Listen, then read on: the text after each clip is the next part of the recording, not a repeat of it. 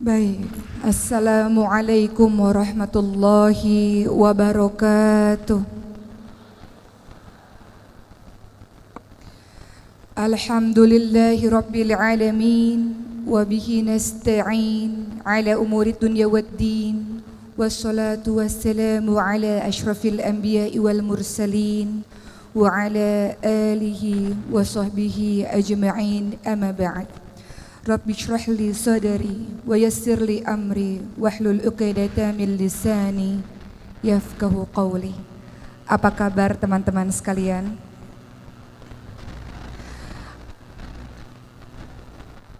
Masya Allah, apa kabar jiwanya pada hari ini?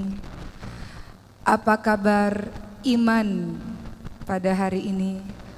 Sudahkah terisi dengan membaca ayat suci Al-Quran di qiyamu lail malam atau di pagi hari tadi? Apakah sudah di-charge keimanannya dengan senantiasa banyak berinteraksi dengan Al-Quran di hari ini? Teman-teman sekalian, ada banyak kisah mengenai para sahabat-sahabat Nabi yang berhijrah di jalan Allah Subhanahu wa Ta'ala. Membicarakan mengenai hijrah, mungkin di kepala kita langsung teringat tentang kisahnya Umar bin Khattab radhiyallahu anhu.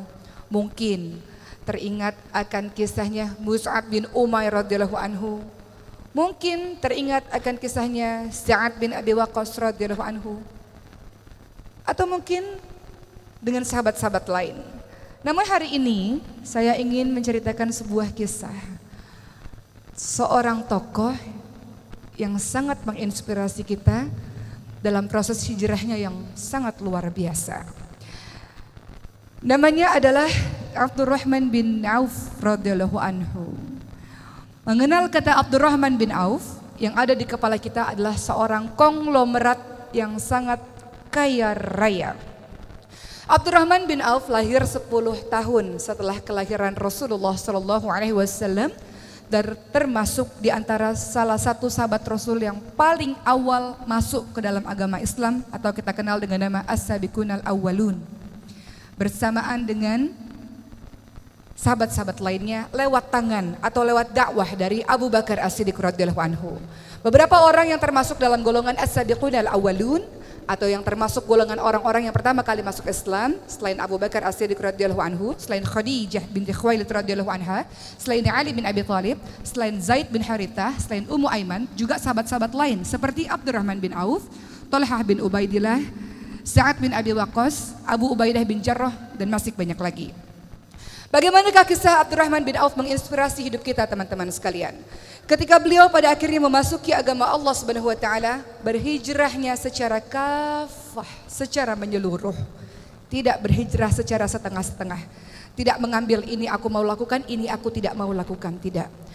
Beliau berhijrah bersama dengan beberapa sahabat lainnya ke Habasyah, sampai kemudian beliau berhijrah menuju ke kota Yathrib, Madinah pada tanggal atau tahun 13 kenabian. Proses hijrah inilah yang menginspirasi hidup kita. Beliau kaya raya luar biasa. Harta kekayaan sangat banyak. Namun ketika beliau hendak menuju ke Yathrib Madinah, orang-orang kafir Quraisy menghadang Abdurrahman bin Auf dengan mengatakan, engkau boleh pergi untuk menuju ke Yathrib Madinah, tapi seluruh hartamu akan kami rampas. Atau engkau tinggal di kota Madinah, engkau tetap hidup dengan kekayaanmu yang berlimpah ruah. Maka tentu saja apa yang dikatakan oleh Abdurrahman bin Auf, tentu aku akan tetap pergi berhijrah walaupun aku menjadi jatuh miskin sekalipun. Hal ini juga ditanyakan kepada para keluarga dan istri dari Abdurrahman bin Auf. Kalau kalian mau menuju ke Madinah, kalian jatuh miskin, seluruh harta kami ambil. Tapi kalau kalian tetap berada di kota Mekah dengan agama lama kalian, kalian bisa hidup enak seperti ini. Sayangnya keluarga dan istri Abdurrahman bin Auf hendak tetap tinggal di kota Mekah. Sehingga Abdurrahman bin Auf pergi menuju ke Yathrib Madinah tanpa istri dan keluarganya. Kehilangan harta kekayaan yang banyak, kehilangan istri dan keluarganya, pergi demi kecintaannya kepada Allah dan Rasulnya. Pergi untuk membuktikan hijrahnya memang secara kafah, secara menyeluruh. Pergi ke Yathrib Madinah untuk membuktikan Allah dan Rasulnya lebih dicintai daripada yang lain-lainnya. Maka sampai di kota Yathrib Madinah dalam keadaan tidak memiliki harta. Hartanya adalah baju yang dipakainya saja. Kemudian Rasulullah mempersaudarakan antara orang-orang muhajirin, orang Mekah yang berhijrah, dengan orang-orang yang Yathrib Madinah, atau kita sebut dengan orang-orang Ansor. Orang Ansor atau kaum Ansor yang paling kaya raya di Yathrib Madinah namanya adalah Sa'ad bin Rabi' al-Ansari radhiyallahu anhu. Kaya raya. Kemudian Sa'ad bin Rabi' radhiyallahu anhu mengatakan kepada Abdurrahman bin Auf, "Wahai Abdurrahman, hartaku sangat banyak dan aku punya 2 orang istri. Saya tahu kamu jatuh miskin dan sendirian.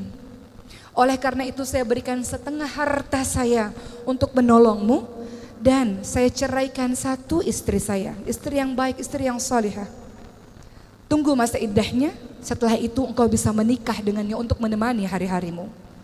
Apa yang dikatakan oleh Abdurrahman bin Auf dengan kebaikan yang diberikan oleh sahabat orang Ansor ini?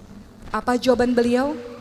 "Semoga Allah memberkahi dirimu, semoga Allah berkahi hartamu, semoga Allah memberkahi keluargamu.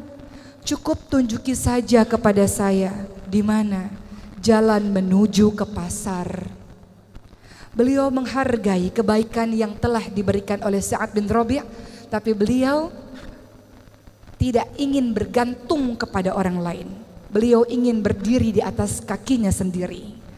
Maka kemudian beliau menuju ke pasar, ke pusat bisnis yang ada di kota Madinah, dan beliau mulai berdagang tanpa modal. Beliau mencari peluang apa yang kira-kira bisa saya lakukan untuk menghasilkan, agar dengan penghasilan tersebut beliau bisa berdiri di atas kaki sendiri, tidak meminta-minta, bahkan mungkin harta yang dimiliki bisa untuk membantu agama Allah Subhanahu wa taala. Maka beliau mulai berpikir apa yang bisa dilakukan. Salah satu yang beliau lakukan adalah menjual barang dagangan milik orang lain. Dan tak perlu waktu yang sangat lama, Abdurrahman bin Auf diberikan kelebihan oleh Allah, apapun yang disentuhnya seolah-olah bisa berubah menjadi emas, saking hebatnya beliau dalam berdagang. Maka dalam waktu yang cepat Abdurrahman bin Auf bisa mengembalikan pundi-pundi kekayaannya karena keahlian bisnis yang sangat luar biasa. Dengan kerja keras, dengan ketekunan, dengan kejujuran, Allah mengembalikan harta Abdurrahman bin Auf lewat jalur perdagangan. Dengan harta yang semakin hari semakin banyak, Abdurrahman bin Auf memberikan banyak hartanya di jalan Allah Subhanahu wa taala. Terkadang beliau berpikir dan ketakutan, harta kekayaan yang sangat banyak ini khawatir membuat beliau lama dihisap oleh Allah Subhanahu wa taala di hari akhir nanti. Maka beliau memberikan terus-menerus di jalan Allah Subhanahu wa taala harta yang dimilikinya itu. Niatnya ingin mengurangi harta, justru karena bersedekah pundi-pundi pahala terus mengalir dan pundi-pundi rezeki keuntungan perdagangan terus semakin banyak. Pernah pada suatu ketika terjadi sebuah perang Tabuk. Pada saat itu seluruh umat Islam datang untuk menuju ke perang Tabuk tersebut melawan orang-orang Romawi. Pada saat itu panen kurma sangat banyak sehingga kurma-kurma tidak laku terjual karena membusuk. Abdurrahman bin Auf ingin menolong teman-temannya, ingin menolong sahabat-sahabatnya. Maka beliau membeli seluruh kurma busuk yang tidak laku dijual tersebut untuk tujuan menolong.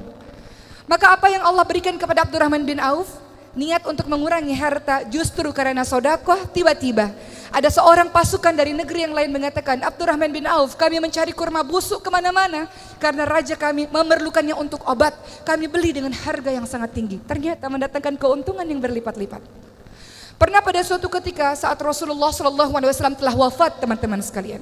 Pada suatu ketika di kota Madinah yang tenang, tiba-tiba debu naik ke atas langit, tiba-tiba terdengar gegap gempita yang sangat luar biasa sampai semua orang keluar dari rumah dan mengatakan, "Apa ini? Siapa yang datang? Kenapa terjadi heboh seperti ini, ramai seperti ini?" Lalu seseorang berkata kepada Aisyah istri Rasul, "Itulah 700 kafilah dagang milik Abdurrahman bin Auf. 70 kendaraan yang seluruhnya berisi penuh barang dagangan emas-emas yang sangat banyak milik Abdurrahman bin Auf." Maka Aisyah pun mengatakan, "Saya teringat dengan perkataan Rasul, Abdurrahman bin Auf memang dijamin masuk syurga bersama dengan sahabat-sahabat lainnya. Namun ia masuk syurga dengan merangkak hartanya yang sangat banyak, membuat ia jalan merangkak menuju ke syurga Allah Subhanahu wa taala." Mendengar hal ini, maka Abdurrahman bin Auf sangat ketakutan karena Allah berikan harta yang banyak kepada dirinya, diberikan lagi harta-hartanya di jalan Allah. Bahkan Abdurrahman bin Auf pada saat itu memberikan setiap orang yang ikut dalam perang Badar 400 dirham setiap orang. Utsman bin Affan, orang yang kaya raya saja, menerima pemberian dari Abdurrahman bin Auf. Utsman bin Affan mengatakan, hartanya Abdurrahman bin Auf adalah berkah, hartanya adalah halal, dan ini adalah sebuah kebersihan, sebuah kesembuhan. Begitu kata Utsman bin Affan. Luar biasa kaya raya. Namun sedekahnya sangat luar biasa. Namun di balik seluruh kekayaannya, sang konglomerat ini hidup dengan sangat sederhana. Kalau ia bergabung dengan pelayan dan hamba sahaya, orang tidak tahu mana majikan, mana pelayan. Saking sederhana sekali penampilan dari Abdurrahman bin Auf. Sederhana dalam hidupnya. Pernah beliau berpuasa, kemudian diberikan makanan yang enak oleh anak-anak buahnya. Lalu Abdurrahman bin Auf menangis dan mengatakan, Mus'ab bin Umair adalah orang yang lebih mulia daripada saya.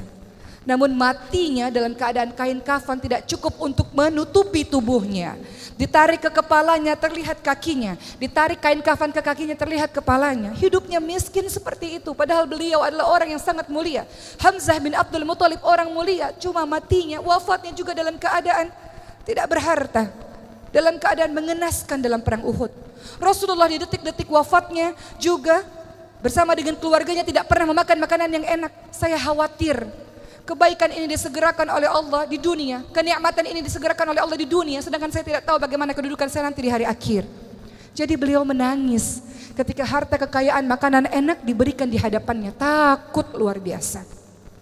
Abdurrahman bin Auf bukan orang sembarangan. Tidak hanya sekedar konglomerat, beliau adalah orang yang juga ikut berperang di jalan Allah. Beliau ikut perang Badar, beliau ikut perang Uhud, beliau ikut seluruh peperangan yang dilakukan oleh Rasulullah SAW. Tidak hanya ikut berperang, tapi beliau juga adalah orang yang senantiasa berdakwah, mengajak orang lain kepada agama Allah Subhanahu wa taala. Pada saat zaman Umar bin Khattab mengumpulkan beberapa sahabat, 6 orang untuk menjadi pengganti setelah nanti beliau wafat. Salah satunya adalah Abdurrahman bin Auf, dan seluruh sahabat menunjuk Abdurrahman bin Auf yang paling layak menggantikan Umar bin Khattab. Apa kata Abdurrahman bin Auf? Saya mengundurkan diri untuk menjadi salah satu calon dari khalifah. Beliau tidak mau. Beliau merasa sahabat-sahabatnya jauh lebih mulia dibanding dengan dirinya, walau semua orang menunjuk kepada dirinya. Beliau mengundurkan diri, dan kemudian para sahabat mengangkatnya menjadi seorang hakim. Yang apabila Abdurrahman bin Auf menunjuk seseorang, maka para sahabat pun akan mengikuti perkataan dari Abdurrahman bin Auf. Maka Abdurrahman bin Auf menunjuk Utsman bin Affan untuk menjadi pengganti dari Umar bin Khattab, dan para sahabat pun setuju dengan pilihan sahabat yang mulia ini. Waktu terus berjalan sampai usia ke-75 tahun di detik-detik wafatnya. Aisyah datang kepada Abdurrahman bin Auf dan memberikan sebuah penawaran yang tidak pernah Aisyah katakan kepada sahabat yang lain. Wahai Abdurrahman, kalau engkau nanti kembali kepada Allah, jenazahmu akan dimakamkan bersebelahan dengan Rasulullah, bersebelahan dengan Abu Bakar, bersebelahan dengan Umar bin Khattab radhiyallahu anhu. Saking mulianya orang ini. Lalu Abdurrahman bin Auf mengatakan, tidak ya Aisyah, aku merasa tidak pantas disandingkan dengan sahabat-sahabat yang mulia. Biarkan aku dimakamkan bersebelahan dengan sahabatku Utsman bin Maz'um, sahabatku. Biarkan aku dimakamkan di tempat yang lain saja, tidak berdampingan dengan Rasulullah, Umar maupun Abu Bakar As-Siddiq radhiyallahu anhu. Dan beliau pun wafat dalam keadaan sebagai orang yang namanya dikenang sepanjang masa hingga hari ini. Abdurrahman bin Auf mungkin tidak sepopuler sahabat-sahabat lainnya, tapi begitulah kisah dahsyatnya yang terekam di dalam sejarah tinta emas, sejarah Islam yang luar biasa ini teman-teman sekalian. Dari kisah Abdurrahman bin Auf kita mendapatkan banyak pembelajaran yang kita refleksikan dalam kehidupan kita yang sekarang. Abdurrahman bin Auf berhijrah di jalan Allah Subhanahu wa taala, mengorbankan banyak hal Ia jatuh miskin mulai dari nol, ia ditinggalkan keluarganya, luar biasa. Namun kokoh berdiri tegak untuk berhijrah menjadi orang yang lebih baik. Ia meninggalkan kampung halamannya, ia meninggalkan orang-orang yang dicintainya demi kecintaannya kepada Allah dan Rasulnya. Maka sepanjang hidup kita memang tugas kita adalah berhijrah. Kenapa? Karena diri kita dari hari ke hari harus menjadi diri yang lebih baik dari hari sebelumnya. Dan itu adalah hijrah. Minadz dzulumat ilan nur, dari kegelapan menuju kepada cahaya Allah. Minal jahiliyah ilal hidayah, dari kebodohan menuju kepada hidayah Allah Subhanahu wa taala. Dari malas menjadi semangat, dari bodoh menuju ilmu, dari dada yang sempit menuju dada yang lapang. Hijrah. Namun dalam setiap proses hijrah tidak mudah. Harga syurga sangat mahal. Tidak bisa dimasuki oleh orang-orang yang tidak terbukti pengorbanannya di jalan Allah Subhanahu wa taala. Perhatikan surah Al-Ankabut ayat 2. Ahasiban nasu ayutraku ayyakulu amana wa hum la yuftanun. Apakah kamu semua mengira akan dibiarkan begitu saja ketika mengatakan saya beriman, saya berhijrah, saya jadi orang baik, saya mau menjadi orang yang lebih taat, sementara kamu semua tidak diuji. Begitu kata Allah. Maka Allah akan memberikan berbagai macam ujian di dalam kehidupan kita, dalam proses kita ingin jadi orang yang lebih baik.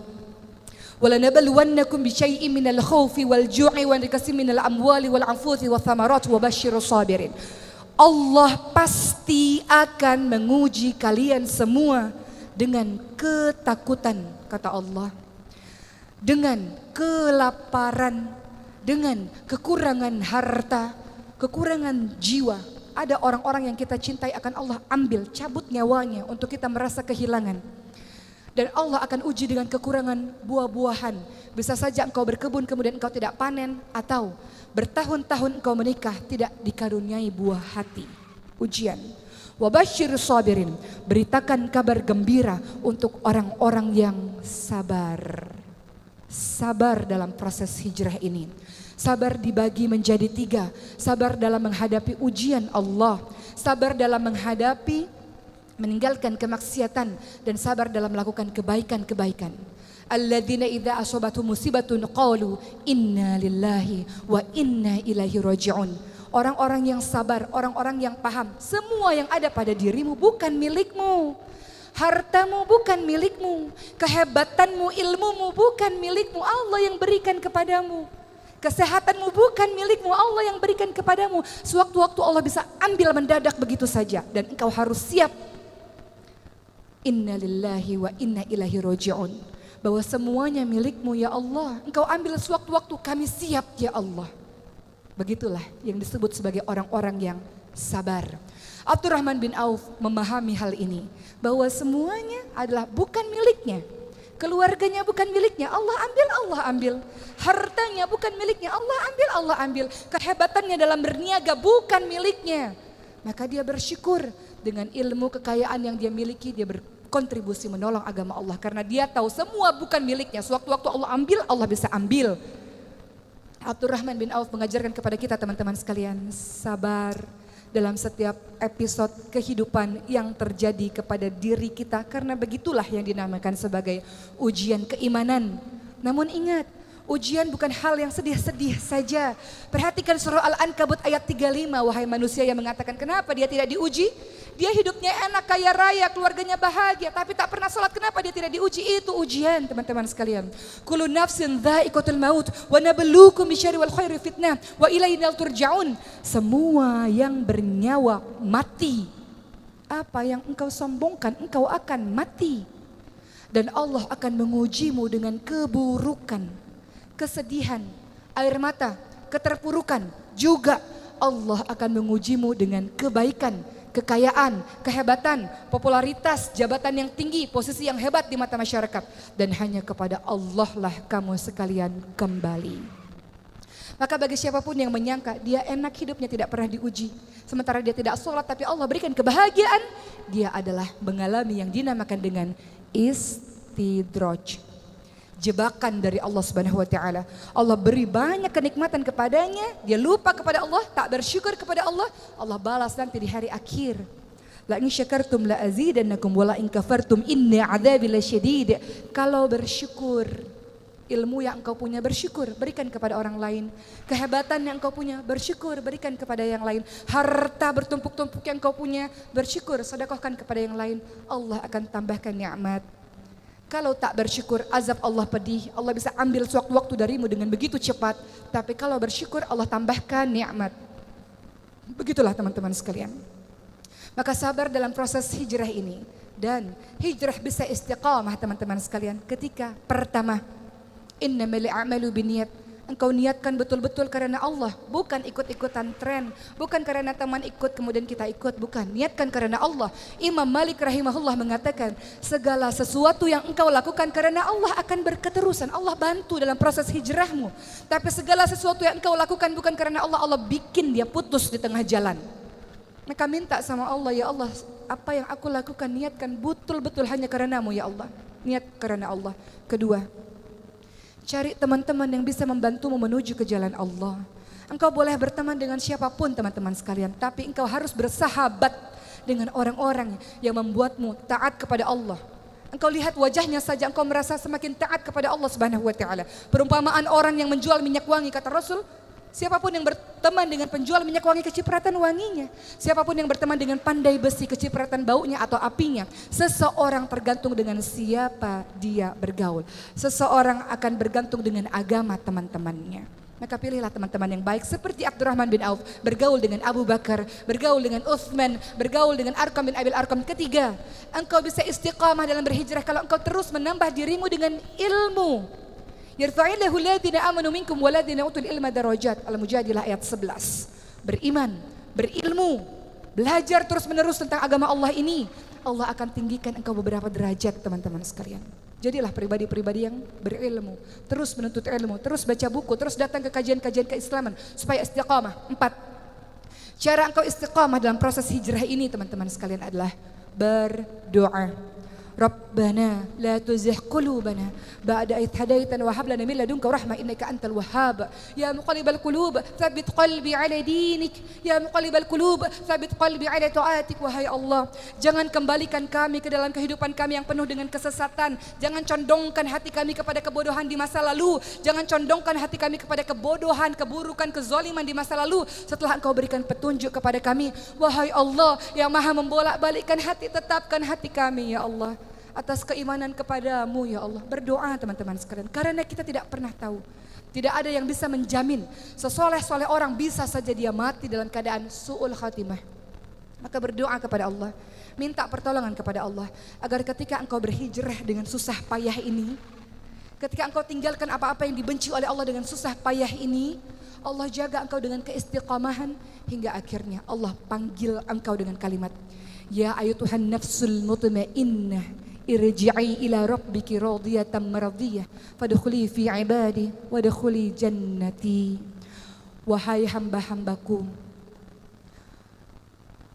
masuklah ke dalam golongan hamba-hambaku, masuklah ke dalam syurgaku. Wahai jiwa-jiwa yang tenang, Allah Subhanahu wa taala menginginkan agar jiwa-jiwa yang tenang kita-kita ini yang kita berharap termasuk dalam golongannya dimasukkan ke dalam syurganya Allah Subhanahu wa taala. Allah ingin kita termasuk golongan hamba-hambanya yang dipanggil dengan kalimat wahai jiwa-jiwa yang tenang. Mati kita nanti, kita berharap husnul khatimah. Jiwa-jiwa yang tenang, yang ruhnya diambil oleh malaikat seperti kendi yang mengucurkan air dengan lembut dan ruh itu dibawa ke langit. Dan pada akhirnya merasakan kenikmatan syurga Allah Subhanahu wa taala. Maka teman-teman sekalian, pada akhir tausiah saya pada hari ini, kita kembali mengenang kisah Abdurrahman bin Auf dengan keistiqamahannya, dengan tawadhu'nya yang sangat luar biasa. Tawadhu', rendah hati di hadapan Allah Subhanahu wa taala, rendah hati di hadapan para manusia-manusia lainnya. Jangan engkau berlaku sombong. Wa ibadur rahmanil ladzina yamshuna 'alal ardi hauna wa idza khatabahumul jahiluna qalu salama. Hamba Allah yang Maha Pengasih adalah mereka yang berjalan di muka bumi ini dengan tawadhu, dengan rendah hati. Dan ketika ada orang-orang jahil menyapa mereka, Qulu salamah. Ucapkan kalimat-kalimat yang baik, ucapkan kalimat-kalimat yang penuh dengan kesantunan. Jadilah hamba-hamba Allah yang menolong agama Allah sebagaimana Allah menolong kehidupanmu berkali-kali teman-teman sekalian. Jadilah seorang hamba-hamba Allah yang kokoh dalam keimanannya, sabar untuk jadi orang-orang baik, dan ajak teman-temanmu untuk menjadi baik bersama-sama. Karena engkau semua, kita semua digelari dengan kalimat kuntum khairu ummah ukhrijat linnas ta'muruna bil ma'ruf wa tanhauna 'anil munkar. Kamu sekalian adalah umat terbaik yang dilahirkan untuk manusia, yang punya tugas mengajak manusia lainnya kepada kebaikan dan mencegah manusia lainnya kepada keburukan. Selamat menjadi diri yang istiqamah, selamat menjadi diri yang sabar insyaallah, dan mudah-mudahan kita semua termasuk golongan hamba-hamba Allah yang masuk ke dalam syurganya Allah bersama para nabi, orang-orang yang siddiq dan orang-orang yang saleh insyaallah.